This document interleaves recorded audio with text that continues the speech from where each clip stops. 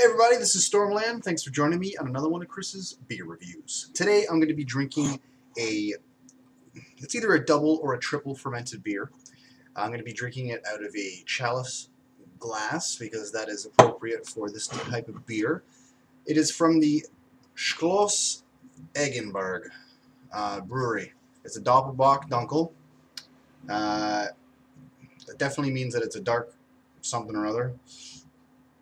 It says malt liquor, which is clearly not true. 8.5% alcohol, and this is a product of Austria, which is really cool. Doppelbock Dunkel has a pleasant, full, and creamy body with coffee-ish aroma, nicely warming with toffee-like malty sweetness, balanced by a hoppy bitterness in the finish. And then it says a bunch of stuff in another language. So this is what I'm going to be reviewing today. One thing that I don't like about these kinds of beers, and it's really not a big deal, I just feel like sharing it, is that when I go into a bag or a box to pick up a beer review, sometimes I accidentally, like for beers like this, as if you can see properly, sometimes I peel, I grab something and I'm like, oh geez, and then it doesn't really look the same when you review it, right? So I don't know. I was careful with this one, but in the past I've kind of ruin the image of a couple of my beer reviews that way. Again, not that big of a deal. I'm trying to figure out what this picture is. It looks like two monkeys with an alligator tail. As strange as that sounds, that is the best way that I can explain that. It's definitely, it really looks like monkeys and it really looks like alligator tails. Alright. So here goes, people.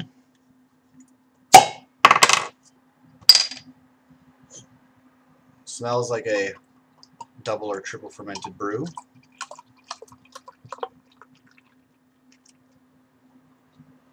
There we go. We got some respectable head here. We got a one-finger head, off-white color, a lot darker in color, as you can that's probably the best way to explain the color right there. For a double or triple style fermented beer, we have a dark mahogany looking red color, and I'm really just picking up on the sweetness from this. I'm not picking up on any barley aromas. I'm not picking up on... There's a little bit of a earthy tone to it. Just a little. So yeah, let's go in for the taste. We'll see how this rocks.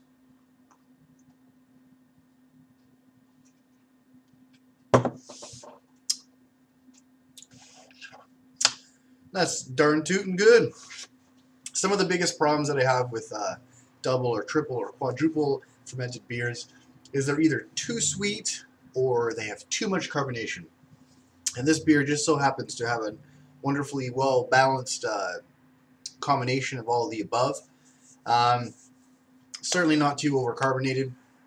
Allow me to say something though. It mentioned a couple things on the back that I was going to be picking up in the taste. I haven't eaten anything all day. Haven't drank anything all day. This is coming across as kind of a bland beer. I mean, there's flavor there, but it doesn't really quite resemble that of what is advertised on the back of the bottle.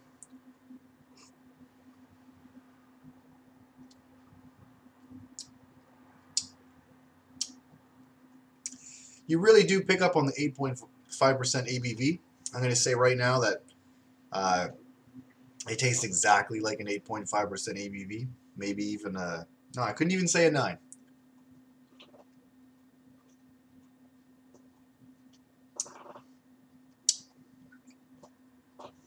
Get a little bit of sweetness in there. But for it to tell me coffee-ish aroma, I'm not picking up on any coffee aroma.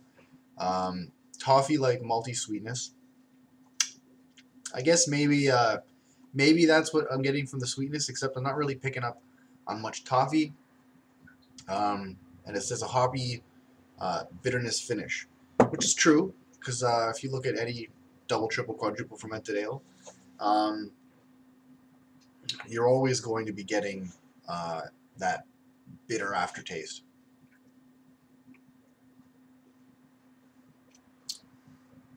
Honestly, this is one of those beers where the first time you drink it, this is probably my second or third time drinking it. First time you drink it, you are completely overwhelmed with this great dark lagerish flavor that you're getting with the this fermented style beer here. And then the second time I had it, I wasn't picking up on that rich dark flavor that I was picking up on the first time I drank it. And the second time I drank it, I was asking myself, like, is this the same beer, like, at all? So this is a perfect example of one of those beers where I'm not saying that the brewer or the brewery is being inconsistent with the taste of their beer, but I am going to say that you develop it's like your taste buds develop a conditioning to the main dominant flavor, which was enjoyable for me the first time that I drank it, and it kind of gets masked amongst everything else when you start drinking it a little bit more often. That's pretty much my only serious complaint about this beer. You know, you can't blame the brewer for that kind of stuff, because, like, seriously, how are you going to control that in your beer? I can understand why someone is going to control you know, the difference between whether the top and the bottom taste the same or not. I can understand how people control what was I going to say? Oh, geez. I forgot what I was going to say, but whatever. I was going to prove my point.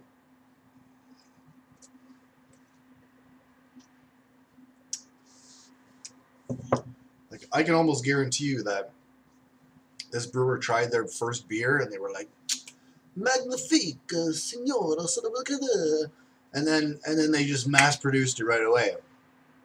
And then the second time he tried it, he was like, what the fuck is this? This isn't what I drank the first time. And then he had to sell them all anyway. That's probably what happened here. I mean, he probably passed it along to a bunch of other people who were like, oh yeah, c'est la vie. I'm just making up languages here, but just to be fun. But I can see this guy or this woman passing down these beers to other people that are trying it for the first time, and them all having the same feedback as their initial interpretation of this beer. And because of that, you know, you made all that beer, why not sell it at that point, right?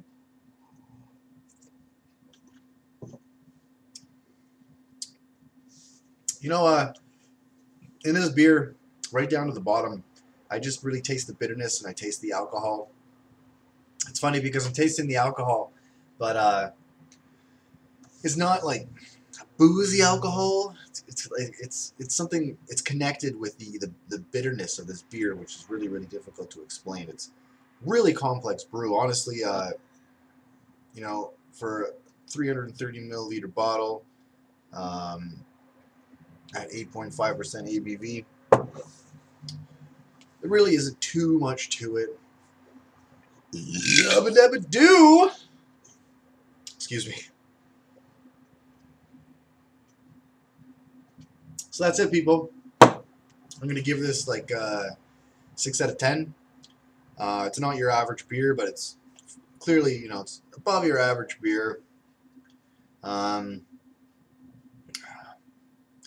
I'm going to go do the dishes and finish drinking this while I'm doing the dishes. So that's all I'm going to say for now, people. So for my usual typical PSA, don't drink and drive, people. Drink responsibly.